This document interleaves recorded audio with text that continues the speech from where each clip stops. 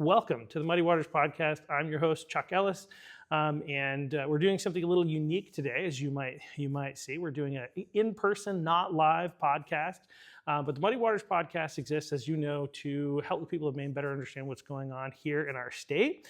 And I do that by bringing on guests like today. We have with us the Executive Director of the Christian Civic League of Maine, Nick Adolphsen. Thanks for joining us. Thanks for having me, Chuck. Yeah, happy to do it. As I said, I'm not an expert. I like to bring on people who have more knowledge and experience and different perspectives for the people of Maine to better understand from a number of different sources and know who knows something. So, we can all be, better educated essentially. And so you have a unique background, and also you work for an interesting organization. And so, specifically the Christian Civic League of Maine, I remember back when I was in college and kind of what they were focused on at that point. And I think if you had asked me back then, would I be sitting down with somebody doing an interview related to politics with somebody in the Christian Civic League of Maine, the answer would have been no. And so I was, but I've been pleasantly surprised by the direction of the organization under the previous leadership, Carol Conley, and just have had the great opportunity to get to know you a little bit.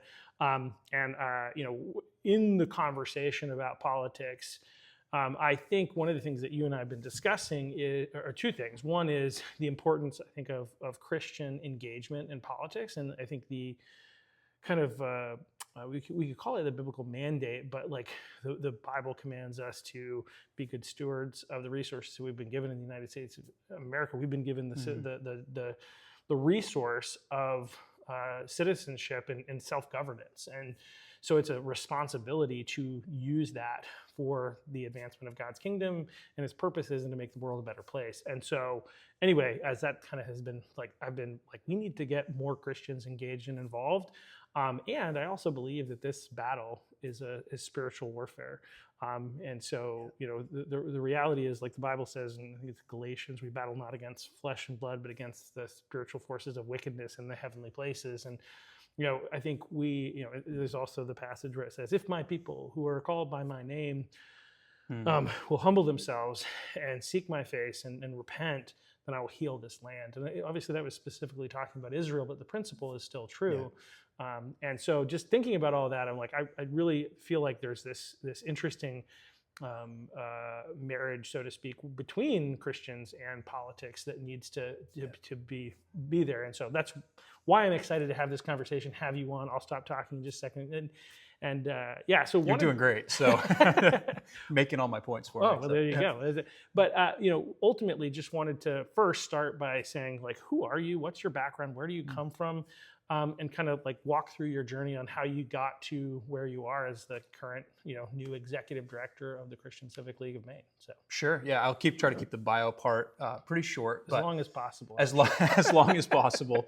There will be no 4-series biography by Robert Caro or something like that on me. That's for sure. So I grew up as a pastor's kid. So I was part of and experienced ministry inside a church my whole life. I spent time in Christian school, spent time as a homeschool kid, and that's how I grew up. I also grew up being taught about the country we have, about America, and the fact that it is something for us to treasure, it is something for us to value, and we have freedoms that are God-given and established inside this structure of government like no place in the world, in order to both protect our religious freedom, protect our right to go out into the world and within reason, do what we want, but also we've been blessed with the opportunity to go further than that, right? To give to the whole world, to be a blessing to the whole world. And so that's how I grew up. Graduated high school, went off to college, and ended up in political science. I like to joke it is a made-up degree, but spent a lot of time doing history, worked campaigns in the process, and ended up working in the LePage administration for almost the entire time that he was in office in various capacities. So at the Department of Health and Human Services for almost 6 years, wow. Spent a couple years as his health policy advisor, and I really got to see the inside of government in a way that you can't see unless you're there, right? Unless you're spending hours inside that windowless conference room discussing, what we're actually spending these grant dollars on, and where these dollars are really going and what we're buying with them. I get to experience for the first time that true intersection between what we call politics and government and faith. And in the Department of Health and Human Services, really probably like no other place other than maybe our individual school districts, you see a worldview played out in how we spend our money, in the policies that we put into everything from Medicaid and food stamps to child welfare and child support enforcement. And your biblical worldview begins to really matter in those worlds as you make those decisions. So I got to see that firsthand. And then I spent a couple of years living here in Maine, but traveling the country, working in state capitals around the country, just working good conservative policy in other state houses. Not gonna lie, it was a lot of fun because we got to win. There wasn't a lot of conservative winning here in the state of Maine in those years. We're excited. We were disappointed, but it's like this was like the most successful we've been since like 2012. 2012, yeah. In terms of like how close we came and still failed to win the state house. So. I mean, we certainly saw a shift in what I believe is the right direction. You made mention of the Christian Civic League and what you knew of it as a young man in school and college. I have kind of the privilege of coming into this at a really unique time. Carol Conley, first of all, been at the league for about 15 years and really changed the direction and the perspective of the league. And I would say created some credibility, in particular, some spiritual credibility in how he addressed issues and the approach that he took. It was true biblically and true to the Word of God, but also true to not just in word, but also in deed, right? And that's the hard part of what we're called to. Yeah, I think it's that balance between grace and truth. Like we're supposed to preach the truth and speak the truth wherever we go and fight for the truth. I mean, it's what got John the Baptist killed, which is a great example of Christians engaging and calling out the things that are going on in the world, right? But we're supposed to speak the truth, and obviously John wasn't killed until the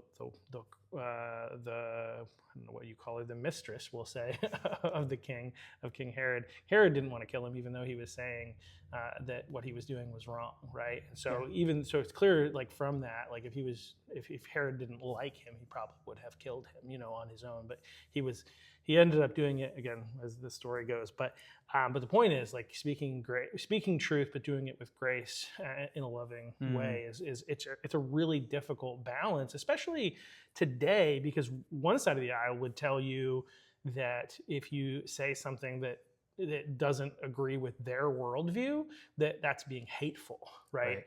Or impolite or whatever. And it's like, hey, look, we're called to speak the truth. If you choose to take offense at it, that's on you. That's not on us. But it's so that kind of like, I think the book that I've read recently, I think is just really, really incredible, is Toxic Empathy, which kind of talks about how the left, the progressive, has specifically attacked the church in trying to weaponize their empathy, because Christians tend to be very empathetic people, but against them to get them on board with policies and ideologies that are anti-Christian, essentially. And definitely not a Christian worldview. In the years that I worked at Health and Human Services, I spent many, many hours sitting in the Health and Human Services committee room. I was the legislative liaison. I was the guy between the department, the governor's office, and the legislature. And I heard committee members who, were probably not in a church on Sunday, but make the claim that, well, the church's role is. And they would relegate the church to this, what you get to do is clean up the mess on the other end. You can work with the homeless, you can feed the hungry, you can help with addiction. All of those things are absolutely in the call of the church, and they're things we should be doing. But Scripture never relegates us to only those things. It never says, you just got to clean up the mess at the end and leave the rest alone. In fact, we see the opposite, right? We see John the Baptist speaking truth to power. The entire Old Testament is story after story of how God uses the religious and political leaders in the day to change a people's hearts, or to lead the change in a people's hearts. And as we get into the New Testament, you see the Apostle Paul do the same thing in his appeal to Caesar, right? And yeah, you have to do that with love. And I think sometimes I love to hear people say, well, Jesus flipped the tables over, and he did. Yeah. And I have to back up though and remind us, well, we're not Jesus. And sometimes we're too quick to flip the tables over. But when truth is to be spoken, we also can't stop, right? So that is a prayerful, I can't say the word, journey of God, when I speak truth, tell me how to speak truth.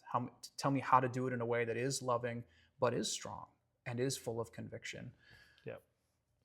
Yes. Yeah. So coming into this role, I had the advantage of Carroll and the credibility that he's built for the league. But I think another unique thing about the time that I've had the opportunity to come into this role is just the world we're living in right now is probably more divided than in my lifetime, right? And there was an era in which I think it was a little easier for the church to kind of put their hands up and say, hey, that's politics, that's not really my job. Because the affront was not as, maybe not as obvious, not as big, but we are in this. Not as egregious. Not as egregious, right? And we kind of just said, well, it's not good, but it's not that bad.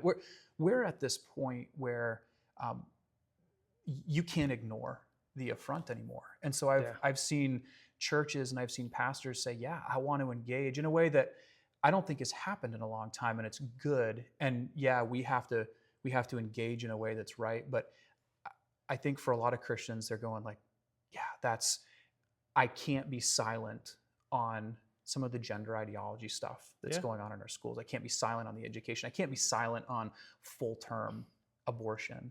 And so I guess to me, it's a very unique opportunity, and I'm excited to be part of it. Yeah, no, I think from a Christian perspective too. I mean, not to say, and I would just, for a lot of like really good topics and how I think a Christian should address like the major topics in today's world, I can't recommend highly enough Toxic Empathy. Because I just started reading it, by the way. Oh, awesome. It's such a good book, and just so many of the ways in which she goes about it. First, by starting and presenting it in a way that would make you want to feel empathetic and agree with the left's ideology, and then breaking down why that's wrong from a Christian perspective. So it's really good at addressing a lot of the major issues that are here today. But in a lot of ways, for me, it's hard to imagine how you could be on any other side of the aisle as a Christian today than as a Republican. I remember having a conversation, not to say that the Republican Party is perfect and it does everything in line with truth. It doesn't, right? But like right now, it's hard to imagine how you could be on the other side of that, right? And I remember like probably, I think around the time that Obama was originally elected, or maybe, I think it was his first election. I remember having a conversation with a friend of mine who was a Christian, who was basically like, you can't be a Christian and vote Democrat. And I was like, what?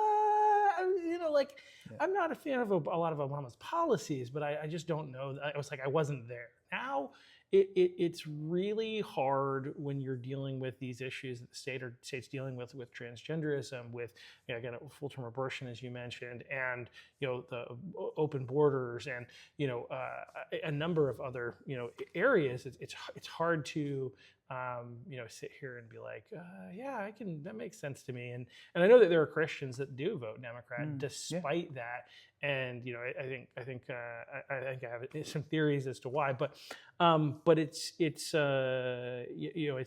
interesting to me, because I feel like we're to me it's much clearer like where the right side is, and interestingly, it's on the right at this point. Which, just as a fun reminder, since we live in the 20s, being not a crazy liberal, a leftist, I don't know how the words for it, but is to be a right-wing conspiracy theorist. So if you don't agree with all of that, their ideology, you're basically a right-wing conspiracy theorist. I joke, not true, but like that's kind of how it's treated. If you don't buy in hook, line, and sinker to everything on the left, you're typically shoved out of the party very aggressively. I have a friend who I've recently met who is she's an independent. She tends to vote more Democrat, and she was just talking about how she's ashamed of the fact that she hasn't been speaking up, because she's not as progressive as a lot of the other Democrats, and she's coming to the realization that, like, you know what, me being silent and not pushing back at my own side essentially is problematic, and is one of the problems in our society, which shifts to another interesting topic, which I think would be fun to talk about, which is, you know, the idea, one of the interesting things that I think I don't know if we call it the left, spiritual forces of wickedness, whatever, but it's kind of tried to do to Christians and just to Americans in general, is to say, well, you know, there are two things that you don't talk about in civilized company: politics and religion, right? And I think specifically with Christians, there's this, separation of church and state, right? Which is interesting given the fact that separation of church and state is nowhere in our laws. Right. It's not in the Constitution. It's not in any law. You know, what is in the law is freedom of religion. So you can practice your religion however you want, but there is no prohibition against, you know, bringing your faith into every aspect of your life, or even this separation of church and state. It was an idea developed by John Locke, and then there was a letter from Thomas Jefferson, essentially saying that the government can't tell your church what to do. Right. But anyway, so that's kind of that world has been created, and I think a lot of Christians have bought into it. Yeah, we've definitely bought into it. I think so you mentioned, you know, the far left or the leftists, and if you don't agree with them entirely, you're a conspiracy theorist, right? You're all the way on the right. And I think for a lot of our churches, they're challenged with the tone that's taken, right? When you get on social media, often you see the far right and the far left, and they're butting heads, and they're saying things that certainly aren't how you'd want to present a challenging truth as a Christian. I'm not going to debate the actual content there, but I think there's a challenge for a lot of churches with that tone, and they don't want to be part of that, because your approach to people matters.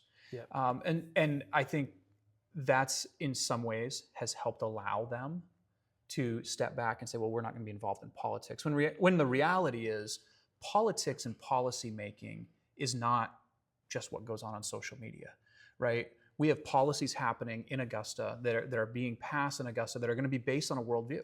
They're going to be based on a biblical worldview or one that is not. And if we don't influence that, there are going to be 1.3 million people impacted by a worldview that is anti-God. And until we understand that, like, hey, more than that, right? I mean, it's 1.3. That's where you're talking right here in Maine. So right here, right here in Maine, right in Augusta. That's where my whole head's at right now. Is Augusta, Maine. But you got it. I think until we grasp that policy making is part of where our society goes. It's part of where culture goes. I think there is I'm not thinking of the right word, but almost a reciprocal relationship, right, with culture and with politics. And culture often informs politics. It's how people get elected and they respond and they do things. That also informs culture, right? Where our leaders go informs where culture goes. Well, and it's interesting you mentioned that, because I think I bring up an often, and I think there's some truth to this, but I think it gets overused, is what we'll say. Is like there's this idea that you can't legislate morality. What would you say to that? Because you said politics affect culture, influence culture, but we can't legislate morality. You certainly cannot legislate someone's heart, right? You can't force somebody to have the right attitude and have the right heart. Legislation exists for morality, right? It exists to help create a moral society. And people will choose parts of a moral society that they don't want the government to be part of. But every law we have, every gun law we have, every drunk driving law we have, every traffic law, really, right? It's murder, right. All of the criminal code, it's all to legislate morality. The government doesn't need to exist if that's not what it's for. What it can't do is it can't legislate our heart, right? And that's at the end of the day, we know that people aren't truly changed. It's a man convinced against his will is of the same opinion still, right? Like. It's got to be from the heart if it's going to be a permanent change. But we need to have moral laws to guide a society. Yeah, and you had mentioned earlier along those lines, like one of the things that I feel like a lot of Christians kind of operate from, again, from partly from a perspective of, I'm losing my. Let me redirect and say, like, what would you say? Again, your job, Christian Civic League of Maine, try to get Christians engaged in politics. And so to the idea that, like, you know what, I think politics is a lost cause. I don't think that's how you change the world. Mm-hmm. Kind of getting back at this, well, it kind of is in some ways. It impacts things. But I'm just going to focus on trying to help people come to know Jesus. So how do you, because like ultimately as a Christian, what do we want? We want people to know Jesus so that they can be in right relationship with him. They can, and eventually not, go to heaven, all that other kind of stuff, right? And so like, if this world is just going to burn anyway, essentially, why engage in politics and not just simply focus on changing people's hearts? And then when people's hearts are changed, then that will change culture, and then the laws will change. I mean, first of all, we are called, as a believer, I'm called to a couple of things, and I share this with every other believer. I'm called to glorify God in my life, and I'm called to go into all the world and preach the gospel. We all have the same mission at the baseline, right? And so I would start with, yeah, you're right. We need to go into all the world and preach the gospel. But it says all the world. It doesn't say just on the street. It doesn't say just at your neighbor's house. We have a responsibility to be salt and light in the entire world. And as you look at the world we have here in kind of our Jerusalem, right, our hometown or our home state, as you think of the people and the places that influence the most, one of them is our schools, right? They have a significant influence on our kids, on our families. Yep. One of them is our state government. It has a significant influence on the health, on the well-being, on decisions. What kind of decisions are we incentivizing? One thing we don't talk about a lot in churches is work. And I think we probably should talk more about it. But that's, if you start looking at work government, and Sabbath, but yeah, work and Sabbath too, yeah. But if you start looking at what has government done to help incentivize a good endeavor, to help incentivize work, what have we done culturally to make that a thing that is a part of our life? God clearly cared about it. There was work and Sabbath in the first couple of chapters of Genesis. Yep. Right? It was right there at creation. Government does a whole lot to incentivize or disincentivize what work looks like. Right? They do a whole lot to incentivize or disincentivize what family looks like. And so my belief, we have a responsibility to help impact that. And I would say, as believers, we each have those two core missions. Yep. And God gives each of us other missions. I believe the mission I have is to be part of what's going on in Augusta and to help encourage churches and help encourage Christians to engage. That might not be exactly your call, but it might be partially your call. Yeah. Yeah, I would say for me, like one of the things I've realized, and I have this conversation with my wife, I was having this conversation with my wife maybe yesterday, a couple days ago, about how she's like, you want to be involved in politics. And I said, no, I don't actually. I'm here because I feel like against my will, God has called me into politics. And I'm trying to be obedient to the call that he has given me of being engaged in this political process because we have a need. And actually, it's my father-in-law who kind of pushed me into this. And he and I were having a conversation, a number of conversations, and he started saying, you need to go into politics. And I was like, no, not interested. But he kept saying it, and this is long before he was my father-in-law.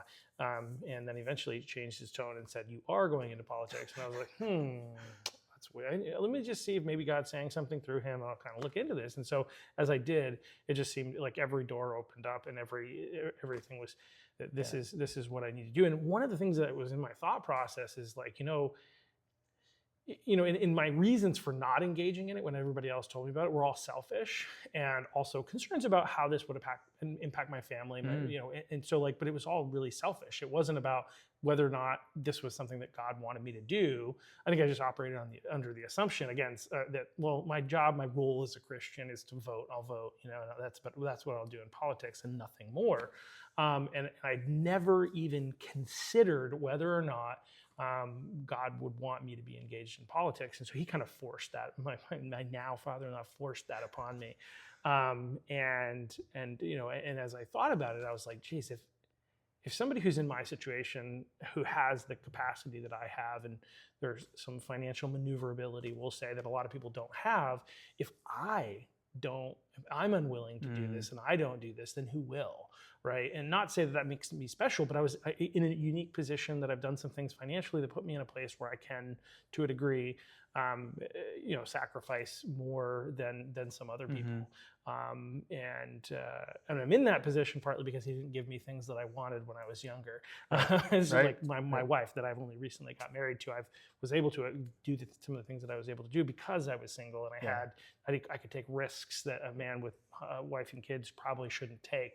And that put me in a position where I was able to say, you know what, I can go into this, and if for whatever reason I lose this job or whatever, I'll have something to fall back on to get by, at least. And so that's why I'm engaged in this, not because I love it, not because it's something that I've always wanted to do.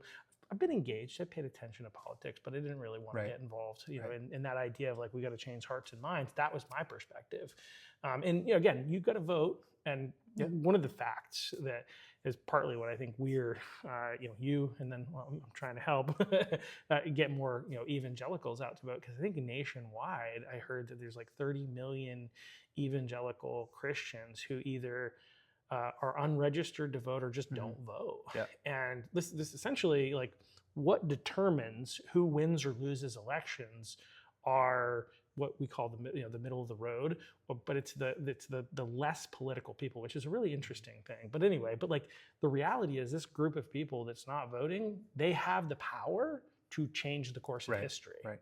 Well, especially in a state like Maine, right? I mean, it was right around 60 votes that would have made the difference and would have changed who was the Speaker of the House right now, which would completely change the dynamic inside the State House. And you can't tell me that there weren't 60 people in those 3 House districts that were sitting in the pews on Sunday but didn't show up to the polls on Tuesday.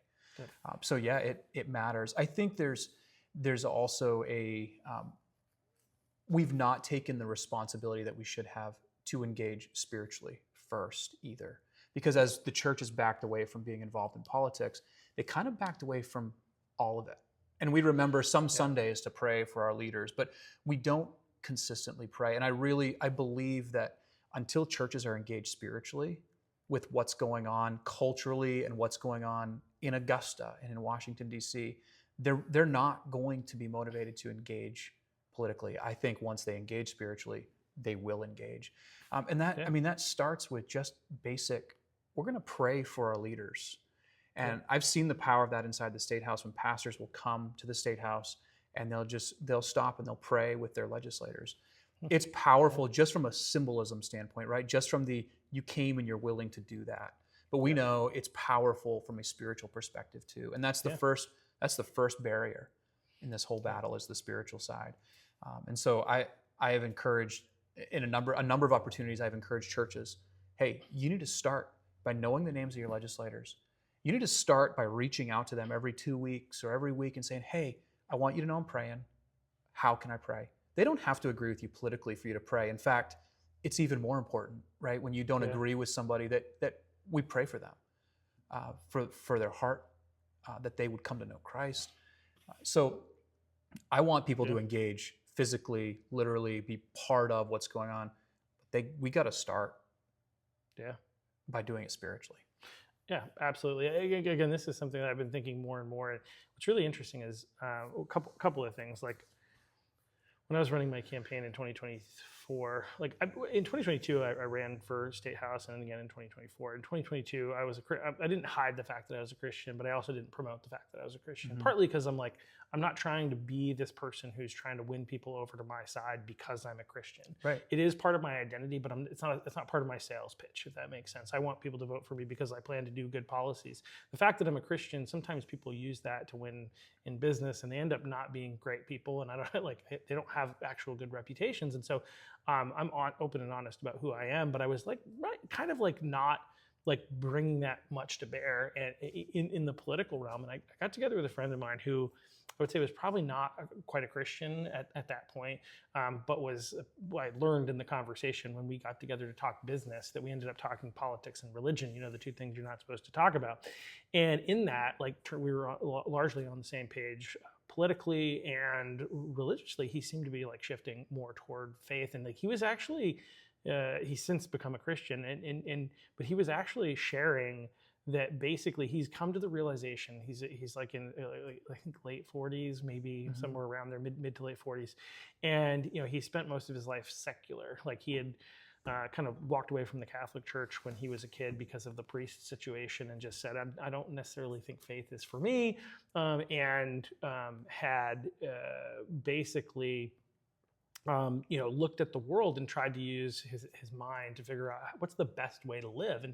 And the work that he does is trying to help people live more healthily. And anyway, so he's having this conversation with me where he's basically like, you need God is essentially has to be part of the solution. Like as we're talking politics, like there needs to be like, and also in his work of trying to help people live more healthy, like he realizes that they need to have God. Like that's part of the solution. And it just challenged me. And I was getting ready to write an article, like a kind of for my campaign on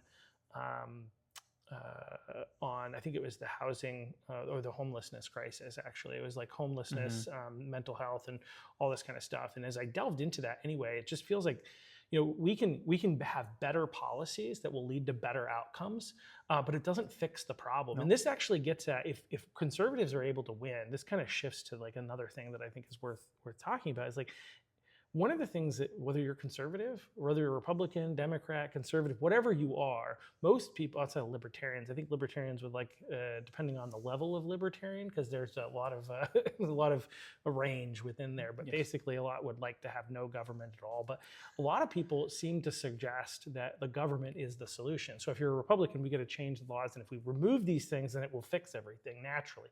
And the truth is that's not the case, right? There's a lot of broken people that the current system is supposed trying to help, but I think is actually harming. That if you eliminate that system, we're going to need people to step in and do some stuff, and that's where the church comes in. I think. I don't know what. Yeah, I mean, certainly we could quote solve all the political problems, and that doesn't solve all the heart problems. And the solution is inside the church, right? Not inside the building, but inside the church. Where the gospel is being preached. That is the solution. We are to be the people in the State House or out here on the street or in this building that bring the hope and they bring the light of Christ everywhere they go. But that is the solution, right? And as the Christian Civic League, it's incumbent on me to never act like I am the church, right? I am to be an asset to the church. I am to be a tool for the church. I'm to be there to help open the pathway for them to engage, but I'm never to be the church, because you're right. That's not where the ultimate solution lies. There are, to our earlier conversation, there are an awful lot of things that can happen from Augusta, from a policymaking standpoint, that can help impact and help point people back to truth. Yeah, I think it's like about creating an environment, right? Like, I think in general, all people are. All Christians, part of what we're called to do in Genesis 1, before the fall, God calls, like in kind of what was sometimes called the cultural mandate, is be fruitful, multiply, and fill the earth, and then also to have dominion, right? Yeah. And kind of the way that I kind of sometimes try to explain that is by being culture creators, right? So we're supposed to image our Father and by being creative and creating culture, but also even broken and fallen people do that. If you watch the line of Cain, you see that they started music, they started mining, they started farming, and all these other kind of things that people who were not following God did. So they were even creating culture, but partly because of the fall, now we also have to redeem culture, right? And so our role, that's part of what we're doing, being Christians, is like redeeming the culture that exists. And I think part of that is through policy, right? But also we create culture everywhere we go, and part of the role of government again is to create opportunity for good things to happen. It's not to make good things happen, but it's to create the opportunity for that. And if you can get the government out of the way, now there's the opportunity for people. So for instance, we talk about like one of my big issues with Democrat policy is that it enslaves people to the state. And I'm not even just talking about the businesses that have to pay all the taxes, right? I'm talking about the poor people who get themselves on the system and then can't get off.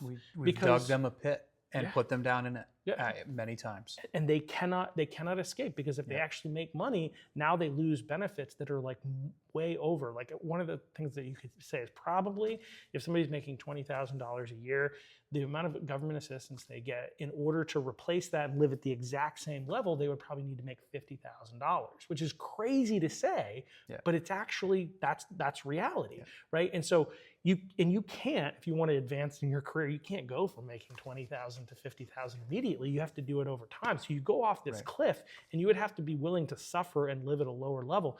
And just what we know about human nature, people aren't going to do that, right? The vast majority, some will, the vast majority will not. And so in order to be able to help create an opportunity for people to be able to advance and flourish, like we need the government to get out of the way, just as an example. I agree 100%. And don't get me too far down the welfare path, because I've spent a lot of time working in that policy world. But it truly is. You see, it's policy that entraps instead of policy that empowers. Right. And I heard somebody say in a public hearing years ago, accused a friend of mine of not having compassion, and he came back with, "Sir, I'm sorry, but mailing somebody a plastic card and never talking to them again does not equal compassion." And that's what we do too often in our welfare system, is like, here you go, here's the money, and walk away. And that's not what we're called to do as Christians, right? What we're called to do is relationship, and that's a whole lot harder than even the dollars. And so, we can create a culture. I think some of the big things that are happening right now with the men and women's sports and some of the gender things, so much of that to me is an attempt to create a culture, right? This is not about girls' sports. I don't even know if it's about the gender thing. This is about denying who God is, God's creative power, God's perfection in creation. And if you can get people to deny, we've gone to Genesis a couple of different times this afternoon, right?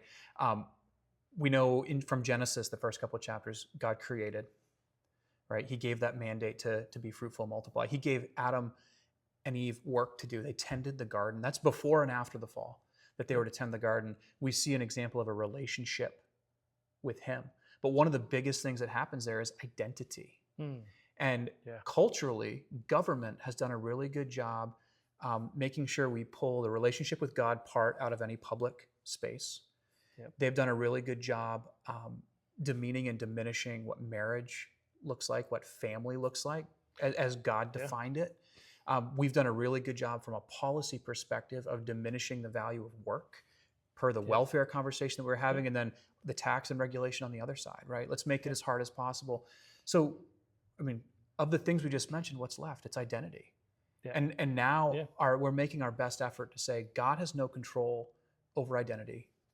You get to pick whatever you want, do whatever you want, and in the process, we are sanctioning the destruction of people's lives from childhood, right? And so to me, it is this much bigger conversation that, when informed by a biblical worldview, kind of changes how you think about it a little bit. It's not just a volleyball game.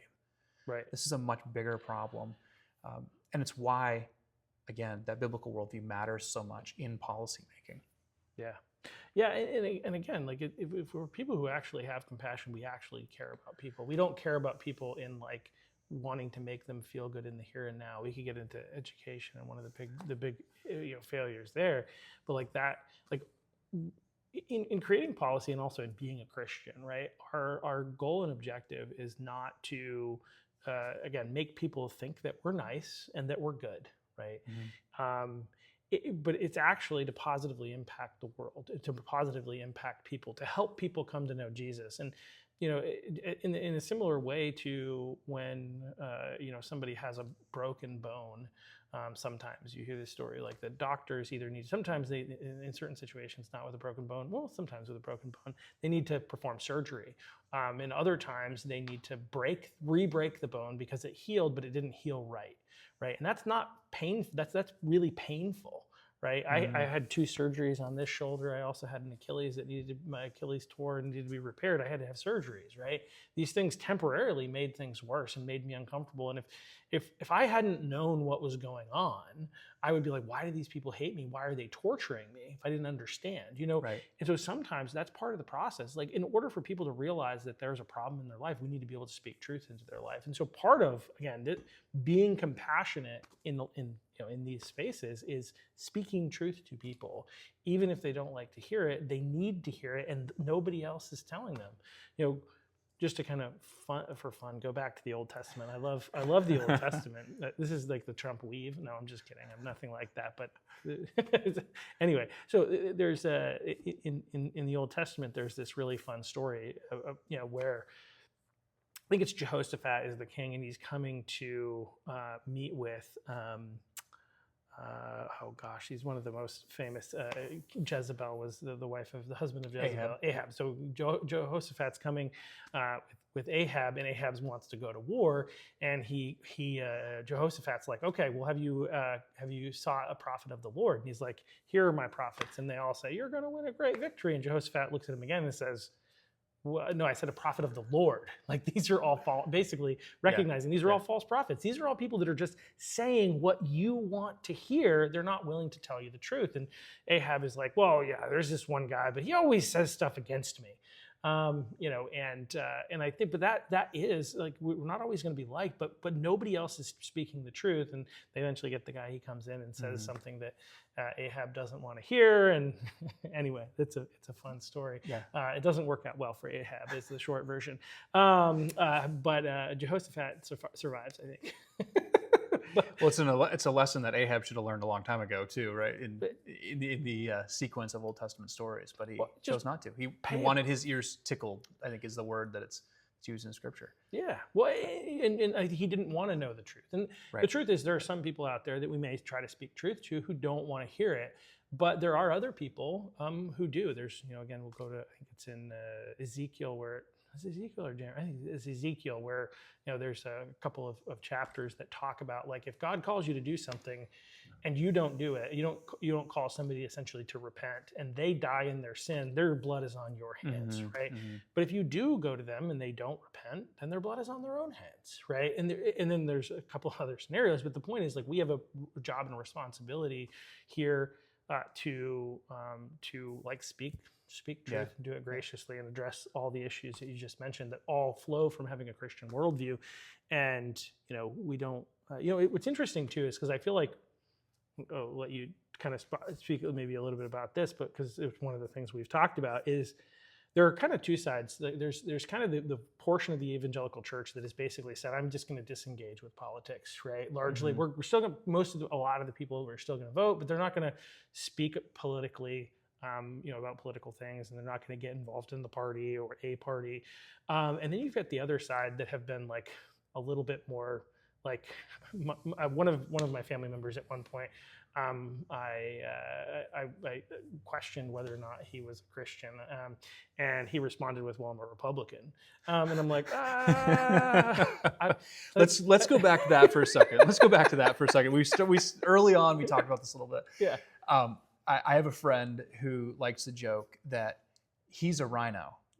He's the most conservative guy I've ever known. He goes, "I'm the Republican in name only because I can't find anybody else that's even close to as conservative as I am. They're as close as I can get." So he's like, "So I'm the Republican in name only.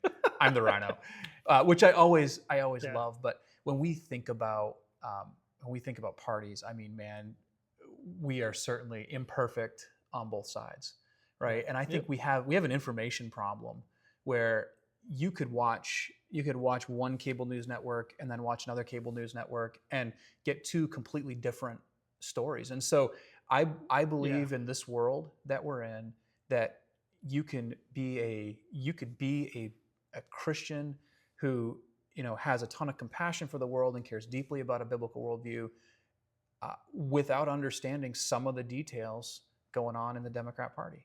Yeah. I think if you start to look at what's going on inside that party, and especially the left, you're going to have to make a determination. Hey, am I going to align with this, or am I going to align with the Word of God? Right? And I would encourage people to do that, to compare the two. I find myself at times at a place where I can't do that with the Republican Party either. Right? And that's why I am called first to be a Christian, to be a follower of Christ, and to assess. And I more often find myself between the right and the Republican Party than I do between the Republican Party and the Democrat Party. Right. And yeah, they're certainly not perfect, but and I think most of the Republicans that are watching this would agree with me. That certainly does not make you a Christian to being a Republican, right? And despite our well, and I say that partly because, like, I think some people think that, right? There's this weird blend between, like, if you're a Christian or you're a Republican, but there's also, and then on the other side, there actually is a blend where people think that if you're a Christian and you have compassion, you have to vote Democrat because the Democrats help the people, right? Because they're compassionate. They're compassionate, right? So, but there are groups that are political, that are very political, and it's actually pushed people away, right? Mm-hmm. There are people, I remember when I was working in campus ministry for a lot of years, and even before that as a student, you had people that said one of the reasons that we're not involved in the church is because the church is too political, right? And so we've got segments of the church that are not political, and then segments of the church that are too political. Yeah. I think the way, and I think what we're trying to find this balance. I think that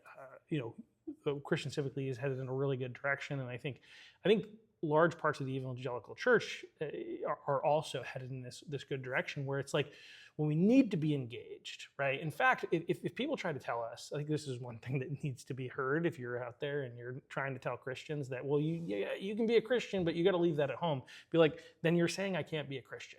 Right. Because Christians have to live out their worldview everywhere they go. We don't get to choose and be like, well, I'm a Christian when I'm at home, but when I go to work, I will say they, them, if that's what they want me to say. It's like, well, like, here's the reality. We have to be people who speak truth wherever we go. It's not optional.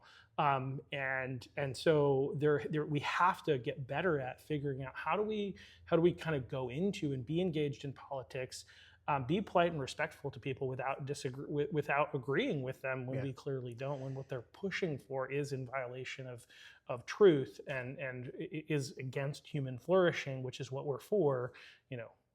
I don't know what the numbers are, but I would be curious to know how many people eat dinner around a table with a family, multiple times in a week at night. But I think that's a lot of the problem we have with our inability to have a conversation.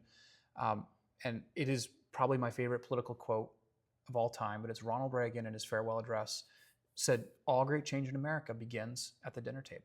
And there are so many things going into that statement, right? It's family, it's teaching your children around a table, it's sharing, but it's also that a place where you can learn to disagree. And I have a friend who said, as the family goes away, as groups, like big family gatherings, go away, all of a sudden you don't know how anymore to spend an afternoon with somebody that you disagree with without fighting, because you've never had that practice. And I think it's a powerful thing for us to remember, is that so much of this goes back to the root. It goes back to the core, and it's what God set up in the first few chapters of Genesis. That's where it starts. I also think, and I won't go too far into the COVID stuff, but I saw this probably starkest during the COVID years, where we allowed the other side to redefine terms. And we just kind of went along with it. And I just remember people saying, well, if you don't do this, you don't love people. And I want to go, wait, that's a big statement. Nobody gave you permission to redefine what love was. Right. For me, that's a biblical thing. Yep. But we can start looking. I mean, you mentioned the pronouns. We could go through this whole long list where we've let people redefine terms. They've redefined compassion and empathy. Yep. They've redefined acceptance, tolerance, and affirmation and tolerance. Yep. And we've kind of gone along with it and begun to believe the joke. Yeah. And I think we have to back up. And again, this is why it matters as believers that we get in the Word every single day, that we open the Word and we get kind of recalibrated to this is how God defines these things. Yeah. And it helps change and shape our perspective. Yeah, I mean, getting in the Word. I mean, again, if you're a Christian, that's paramount, right? Like you need to understand what the Word actually says, because it informs our life. And some of the stuff you mentioned, like just how they've tried to come in and redefine things. It reminds me, we've already been in the Old Testament, we've been in Genesis. We're going to go right to Genesis 3, right? This is exactly what happens in Genesis 3, right? You have Adam and Eve. Adam was given the Word by God. It was very simple. We have a whole Bible. We have a long Bible. We've got a lot we need to know. Adam needed to know like one phrase, and he messed it up, right? Don't eat of the tree that is in the midst of the garden, or you will surely die, right? He changed it to do not eat of the tree in the midst of the garden, nor touch it. This is what he relayed to Eve, lest you die. Took out the surely, the emphasis, right? And added prohibitions. So first of all, Adam does that. He doesn't, and Eve therefore doesn't know the Word, right, as clearly as she should. And so then when the serpent comes in and says, well, did God really say? God doesn't really mean, right? And he came in and tried to tell the people of God who've been given the truth from God what was true, right? And because they weren't firm in their understanding, their belief of what God had actually told them, they weren't confident in it. They didn't believe in it because they weren't meditating on it, right? They were corrupted, and this is where how sin entered the world. This story is as old as time, essentially, as they say. And this is what we're dealing with. We can't, as the church, especially when it comes to how we view politics, allow the world to tell us how we should speak, how we should act, how we should be in society, and what right and wrong is, and say, well, I'm a Christian, but so I don't think that you should, have what was that? There was a conversation I had at one point where somebody was having a ethical non-monogamy was a term that was mentioned, and I was like, how did you not tell your friend that this would be bad for them? And he's like, well, they're not a Christian. It's like, well, I don't care if they're a Christian or not. Do you love and care about them? And this is truth. This is not. And so like, anyway, we allow these other things to creep in and say, well, I'm a Christian. They're not a Christian. It's not my role and responsibility to tell that to them. Well, actually it is. Again, going back to John the Baptist, going back to all these other stories in the Old Testament where people came in and said, that's wrong. This is right. That is our job. That is our role. And if we don't do it in politics, where are we doing it? I think we have to do it everywhere. We're not. Yeah. Right. Too often, even in the church. Even within the church. We're not. Absolutely. Yeah. I was one day, my father's a pastor, one day sitting in his office, and he was telling me about his week, and I just had this moment. So my dad is probably one of the kindest people I've ever known in my life. Clearly, I think very highly of him. But I just started, as I talked to him about his week, I realized how many difficult conversations he had that week. And conversations that he had with people that none of us want to have, but he had to speak truth into those situations.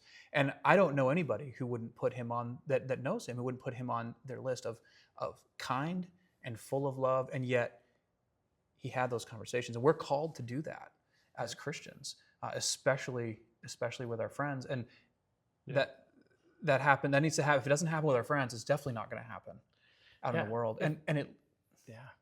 So I've been thinking about this week because a report just came out from it's the Ethics and Public Policy Council. Maybe I'm getting their name wrong, but they just did this report on the chemical abortion that's happened since 2017. FDA during COVID lifted almost all the restrictions. And so 63%, this is according to the Guttmacher Institute, 63% of abortions are happening right now with that pill.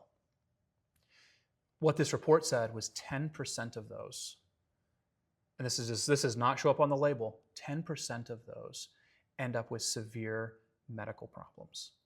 And so as I read this report, I just thought, not only are we not telling the truth, we have told our girls this lie culturally. We have told our girls this lie that it's safe and it's good and it's going to make you happy. And then you read some of these stories, and there was one from Pennsylvania that became a murder investigation because she couldn't get the abortion in Pennsylvania, and her mom got online and got her a pill with no check. There was no doctor's visit. They mailed her the pill, and she took this pill, and a baby was born that could not live. And reading the transcript from the police report is just heartbreaking.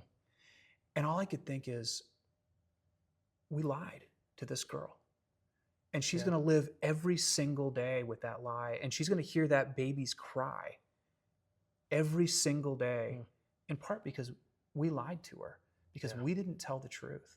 And those are hard truths to tell sometimes, and it's hard to tell them in a way that is Christ-like sometimes, but we're called to tell the truth.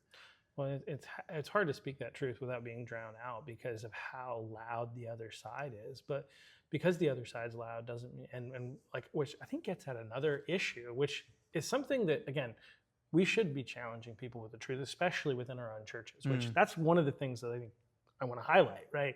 We're not doing that largely. I've been involved in a lot of churches. I've been an elder in churches. I've been involved in campus ministry, worked with a lot of people, a lot of Christians. Most of us, I'm sorry to tell you, are cowards when it comes to addressing issues in other people's lives.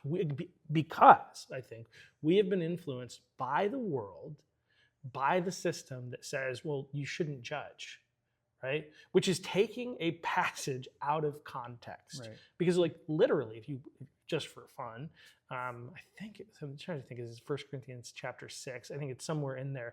It talks about like, they're saying that you should not exit basically it's actually telling you that we should be judging people within the church, and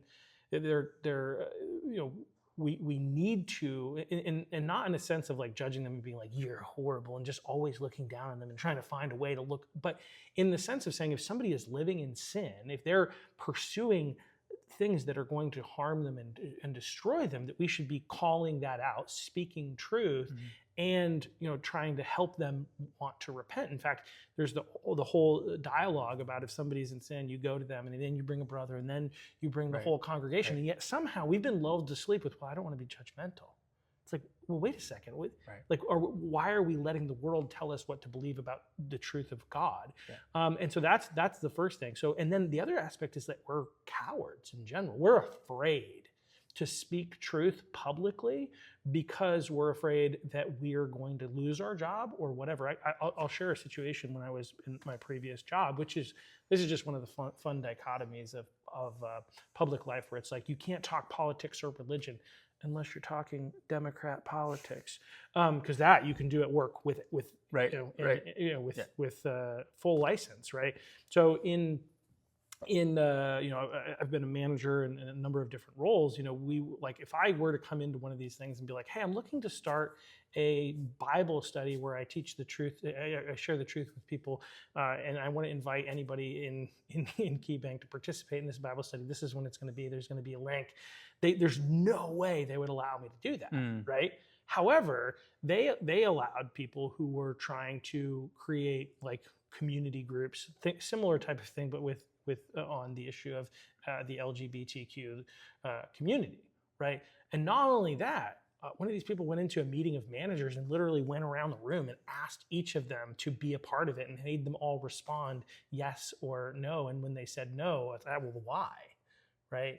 Like, we can't talk politics or religion, but I'm sorry, that's actually, to quote Matt Chandler, I was actually kind of surprised leading up to the election. I was like, I need to kind of back away from politics a little bit, just listen to a good sermon. Well, I didn't get there because Matt Chandler's sermon was all about like how like Christians need to engage in politics. He's not a huge fan of Trump. I don't think he called him Orange Man bad in the sermon, but either way, that's neither here nor there.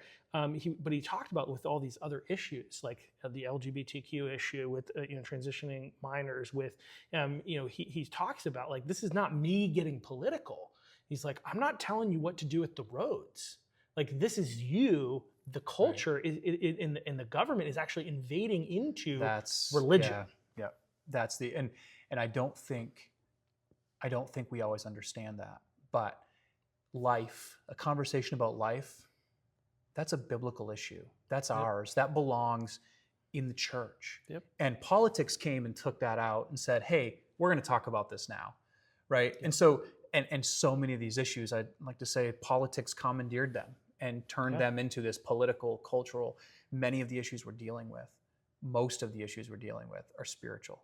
Yep. They're not political. Yep. They're just happening on a political stage. Yep. And that's why it's so important that we engage. And yeah, it can be tough conversations. And to go back to your, how are we holding each other accountable?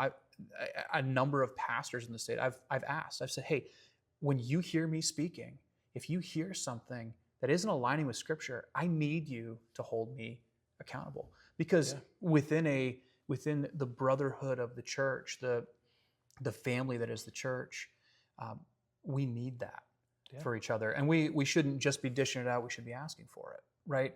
In a way, again, that's full of love. And so this is not licensed for people to reach out to you and harass you and tell you No, I don't want to hear from anyone. No.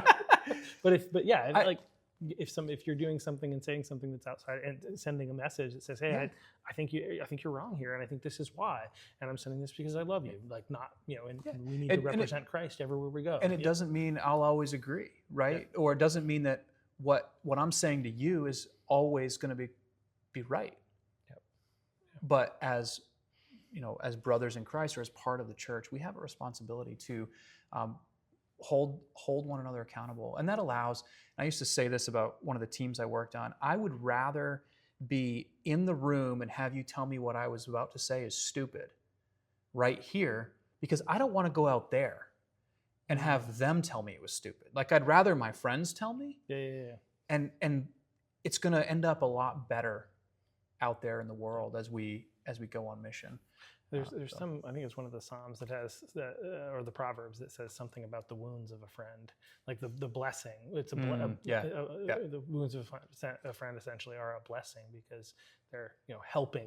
Right. It requires relationship, and it requires being friends and not just being locked at home or whatever. It requires engaging in a community in order to have that relationship. But which I think it's real and it's powerful. Technology and then a lot of other things. One of the biggest problems that we have, and maybe this will be fun to talk about briefly, maybe we'll wrap up in a bit, but is we talked about work before, and then there's also the idea of rest and how part of the problem, why aren't we having, so I remember years ago there was this Jonathan Dobson, but James Dobson, and the Focus on the Family. I'm sure they're still on Christian radio. I just don't listen to Christian radio anymore. It's not Dr. Dobson anymore, but Dr. Jim Daly. Jim Daly. Yeah. So, but Focus on the Family, and I think so many of our problems culturally can kind of be traced back to the breakdown of the family unit. And unfortunately, we know that studies will show that divorces of Christians are not necessarily significantly lower than divorces in the greater culture. And so we have a problem in our world where we're not living out the truth of the gospel well enough, and we need to do that in all forms and fashions, but we need to bring the family back together. We need to get families actually being family. We need mom and dad to recognize that their primary responsibility as parents is to look out for every aspect of their child's life, not to trust the doctor and just do what the doctor tells you, not to trust the teachers in the education system and just let them do what they say, not to trust your banker. Don't trust them. I used to be a banker. I know that they're not all trustworthy, and maybe they got sales quotas that they're trying to meet. And so we need to be people who are thinking and engaging. Yeah, we go to the experts, we get their perspectives, but we need to be the people. But I think part of the problem in the breakdown of the family unit is that we're getting caught up in the busyness of this culture and caring about things that are what is the term for they're temporal, I guess. Yeah. So I'm one of these guys, and I probably shouldn't say this out loud, but COVID for me was this, in some ways, this huge. Feel bad even saying, but was this huge blessing because we were home. And I didn't need an excuse to be with my family and to be focused. And there wasn't something every single night of the week. And so, in the culture we're in, both in the church and our school and community, our sports culture, we have to be very intentional about how do we protect some time for our family? How do we make families more central? I listened to a great book probably a year ago called Family Unfriendly, and I'm going to blank on the author's name, but it was a fantastic read. And he just talked about the fact that so much of our culture is built around, all these separate things. And how can we get back, not just from a public policy space, but from a church community space, how can we get back to just pulling families together and showing them what that looks like, and having those conversations on, maybe it's the back lawn of the church or the back lawn at your house, maybe it's around your dinner table, but how do we do that? It requires discipline and intentionality, and it's hard because we have access to so many things. But yeah, I personally, to go back to that quote, right? It's that dinner table. It's that time that's going to have more impact than anything else on the future of our state. And it's easy when we start talking about politics, it's easy to think about everything in 2 or 4 year cycles. And that's not the reality of the world, right? This is a 20-year cycle where you're raising a generation of kids. Yeah. And you don't get to see the results every single day. You don't get to, wait till November and know what the next couple of years are going to look like. It's day in and day out. It's work, but it is the most rewarding work you could possibly have. I don't think I said this at the beginning. I've got 5 kids. Wow. My wife and I are homeschooling the 3 oldest. It's a lot of work. There's nothing in this life that brings me more joy, despite that it is some work. Yeah. That's a message for the next generation that, like they have. I think there's this theory and this ideology that's being presented. Another attack on the family is an attack on having children. Not just the issue of abortion, but also like kind of some of the motives that they talk about around why we need to make sure abortion is is there so that it doesn't destroy women's careers. But like I don't think people realize how much of a blessing children are, and how like they make your life more fulfilling, and how like the data shows it. Like you can do your research, feel free, check it out, that you are going to be less happy if you are not, if you don't have kids, if you don't get married and have children, not just get married, but get married and have children, statistically, you are going to live a much less happy, less fulfilled life. And then once you do that, make sure you focus on the things that are important. I think we get so focused on the things of this culture. Like this is the serpent coming in and saying, oh, you need this and you need this, and you need all these things that the culture says that you need. You got to make sure you do your Netflix and chill. You have the nice car, have the nice house in the right neighborhood. All these things that there's nothing in Scripture that would push you in that direction. And yet we get sucked in. We buy into the lie. And then the Christian families, they get so busy, they don't have time for their kids, and we see the impact of that. Like our generation, largely, so many people who grew up left the church. The stats will say that 80% of Christians who go to college lose their faith in college, and I think it's because they really didn't have a strong faith to begin with, because they weren't given that firm foundation. Because mom and dad were more focused on the things of this world. They were going to church on Sunday. They were making sure their kids were there, and they were trying to have conversations and making sure that they had accepted Jesus and things like that. But there's so much more in that that family unit that's focused on I think having the meal together. Because the other thing is, going back to like, if you're a Christian, your role is to help people come to know Jesus. You want to know what's one of the best ways to help other people come to know Jesus? Make sure you're having dinner at your table and invite people over. Have people at your table. Yep. Multiply. Yep. Multiply the dinner table, multiply the, and when we say the dinner table, for the record, as a disclaimer, we're not talking about the dinner table pack. Though I suspect there's some overlap there. Tons of overlap with the philosophy. But I remember, years ago, and still a little bit, my wife is still involved in this a little bit, but my wife and I were involved in an organization called Safe Families. And my oldest, I would say, was probably 4 years old. And we had a little guy staying at the house for a couple of weeks, and he had gone back to his mom. But Hannah was still on the phone regularly with Safe Families. And one day he comes and he says, Mom, I think we need to put a sign out by our driveway that tells people that we're a safe family. And it was this moment where you realize your 4-year-old is being impacted and changed in his perspective by what you're doing around your dinner table, what you're doing inside your home. And, he thought, we ought to tell everybody, like, we got space for you. Come on in. And we didn't put a sign out on the road. But Probably for the best. Probably for the best. But just that concept. And it is that reminder that, like, there wasn't a point at which he turned this corner and he was like, oh, now I understand this. Yeah. That's just day in and day out pouring in. Yeah. Well, the Old Testament, it says, that you teach your children, and it basically describes everything that you might do throughout the course of a day. Rising up and laying down and walking in the way. Yep. Everywhere you're teaching your children the truth of who God is, essentially, by word and deed. So that's what we've got to get back to. We've got to humble ourselves. One of the things that's kind of cool, as I've been kind of thinking, and you and I have been talking about how to engage Christians, but I've also been thinking, like, again, this is so much more of a spiritual warfare than we sometimes want to. Than I think a lot of being a Republican doesn't mean that you're a Christian. So there are a lot of people that are in this movement that don't believe in Jesus, and that's fine. We welcome you to be involved. You probably haven't watched this far, though. That's a guess that I have. If you have, glad to have you. But because I do think this is a spiritual battle, and I think that we win when God goes before us, not when we have really great ideas and thoughts and we work really hard and we do the right things at the right time, but when God moves. And one of the fun things is I do sense a movement of God there. I've heard stories of people coming back to Him, but ultimately, out of this desire of seeing God move and recognizing we need to humble ourselves and pray, the Pine Tree Patriots, which is a group of largely conservative Republican, not entirely, but basically mostly people who are not on board with the insanity of the left.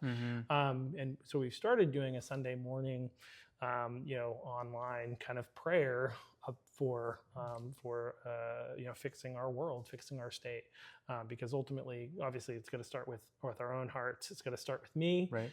But we need God to move, and so if you're interested, feel free to join us as Spaces. It will be available every Sunday at 8 a.m.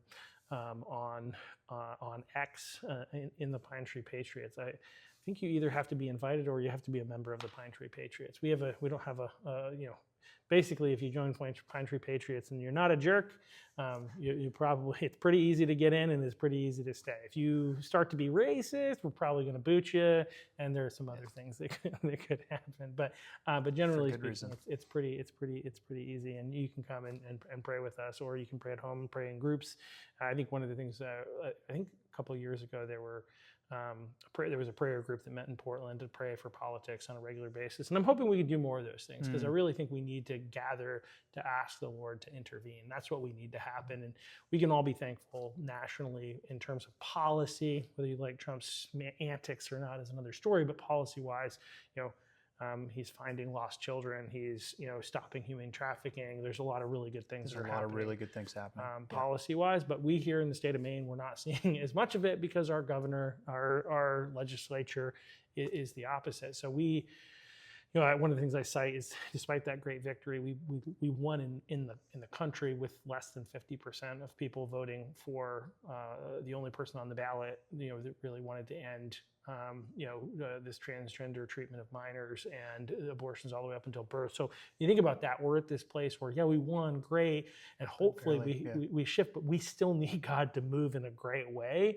in order for us to restore this once great nation that is still the greatest nation in the world, but we're far from where we could be. So I would encourage you to join us, or pray amongst yourselves and continue to pray for our state and our nation. And I just want to thank you for taking the time to come on the podcast and share with the people in Maine who you are. And if people want to engage and get involved in the Christian Civic League of Maine, if there are pastors out there or individuals that want to know, how do I help what it is that you're doing and know more about what it is that you guys do? I didn't really give you much time to talk. Well, I guess, you're engaging churches, engaging Christians, and trying to engage them in politics. But if they want to get involved and help or support, where do they go? How do they find you? cclmaine.org. There's a spot right there where you can send us a message, and we're located in Augusta too, 70 Sewell Street. So stop in. All right. Well, thanks again. And thank you all. We'll see you again next week. Peace.